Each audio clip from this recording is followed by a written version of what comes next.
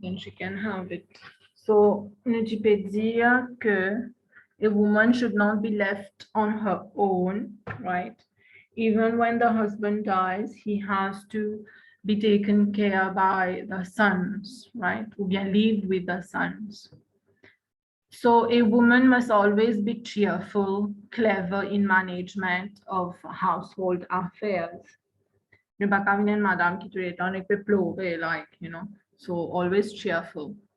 Manu says that she must be careful in cleaning her utensils and to be careful in economical expenditure.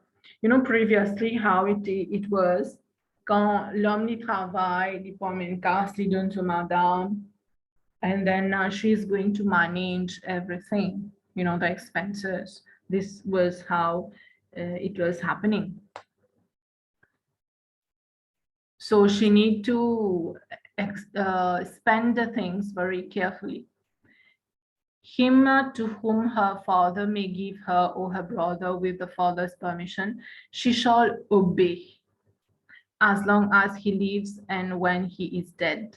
She must not insult his memory. So if a father chooses a man pour cette fille, pour lui marier, she has to accept that. And she has to obey ou bien to be faithful tant que son husband pour vivant. Même quand son husband pour mort, she should not insult the memory of the husband. Let's say by saying, pour mort, il bon, il mort, il trop fait dominer, whatever thing.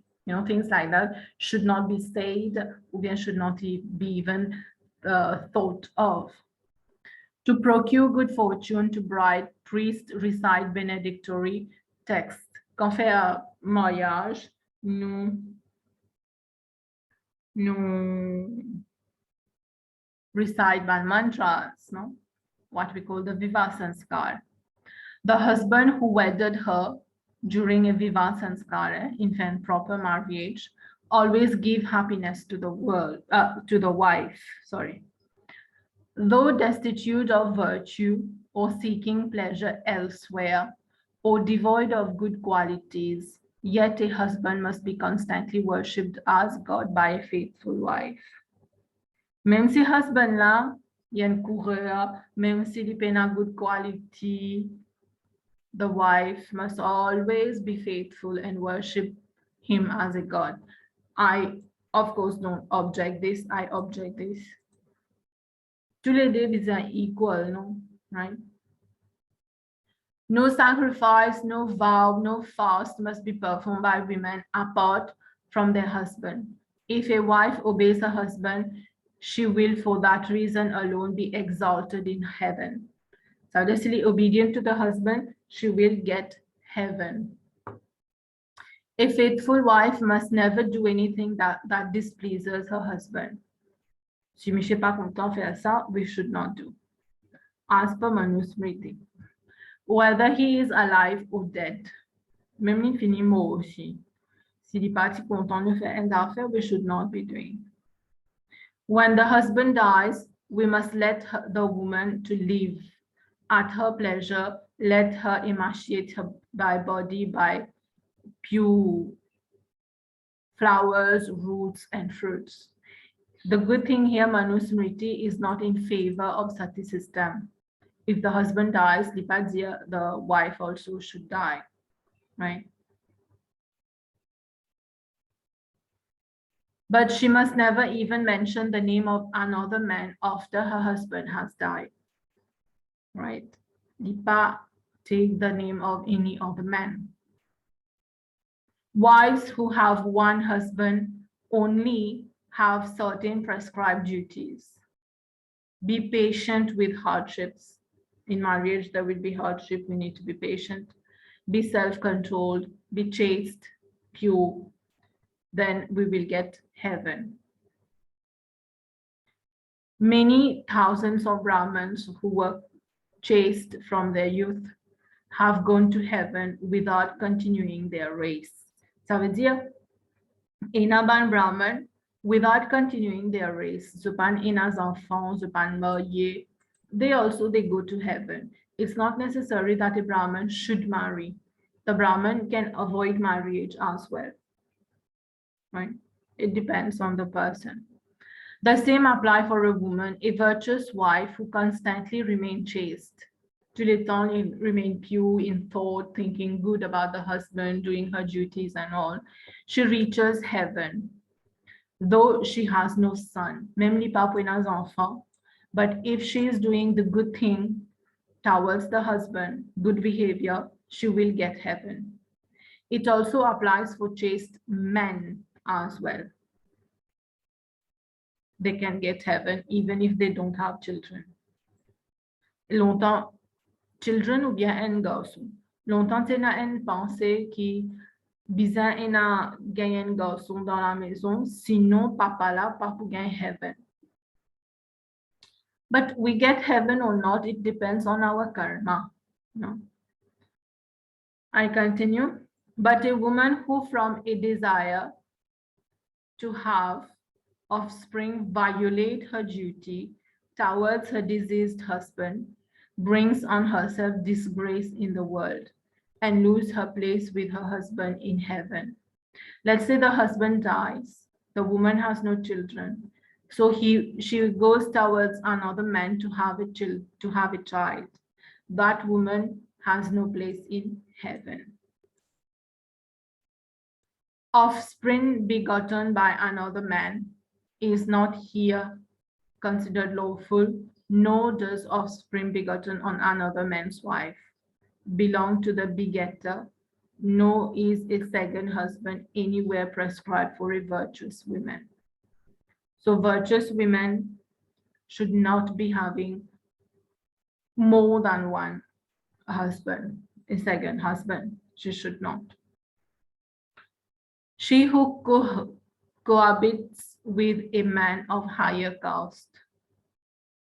Ça veut dire une madame, une mariée, but she's cohabiting with another man of high caste.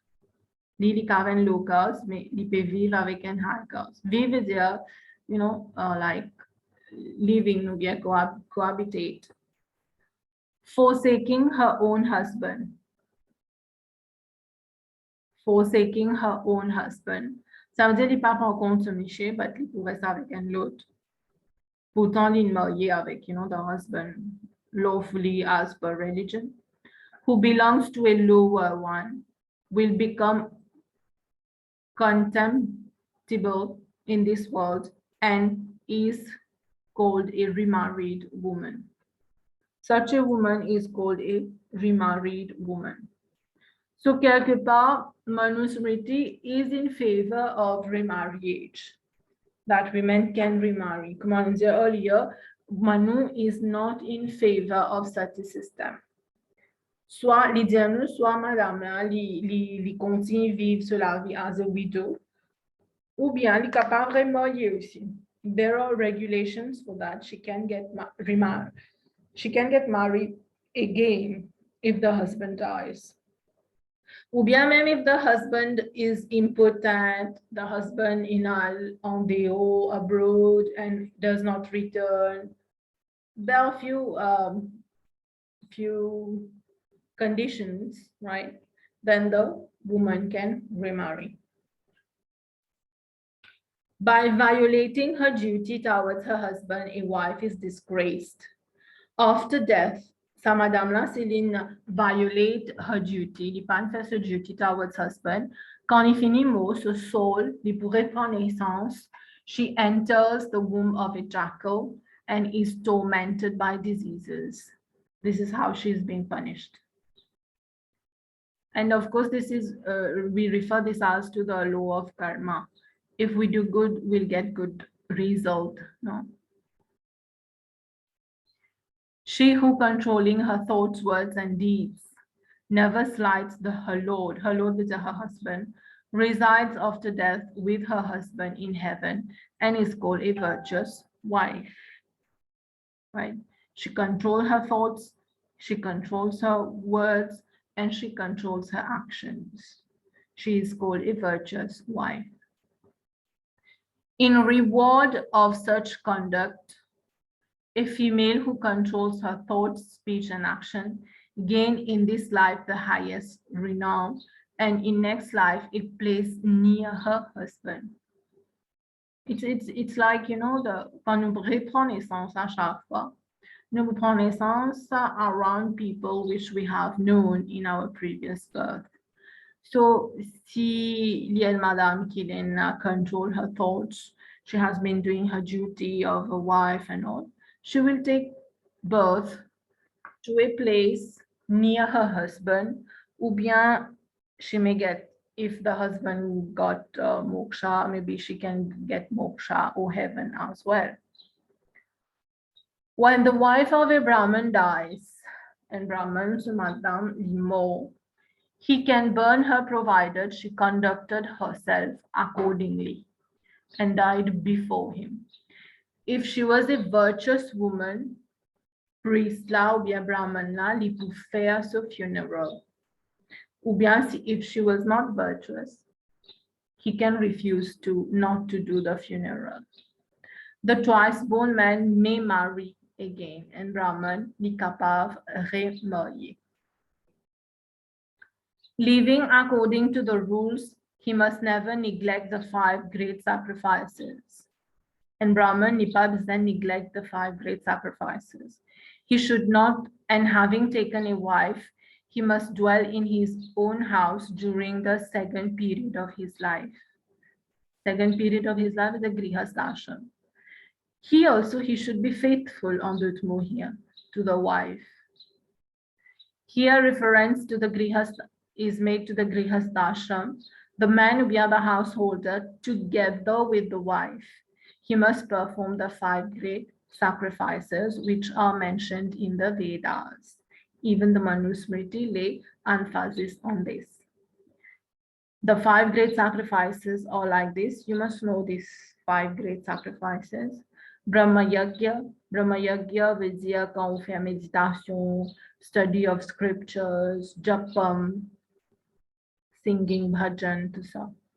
Deva Yagya, ritualistic worship, like fire sacrifices and whole rituals behind. Pitri Yagya, you revere your ancestors, you revere your parents. Atithi Yagya, hospitality towards the guest. Bhuta Yagya, respecting, taking care of birds, of animals, of plants. Son of these are the 5 great sacrifices. And a Brahman must do these. C'est pas une affaire juste pour les autres castes, no. Even the Brahman should be doing it. Right. So this is there your chapter 5.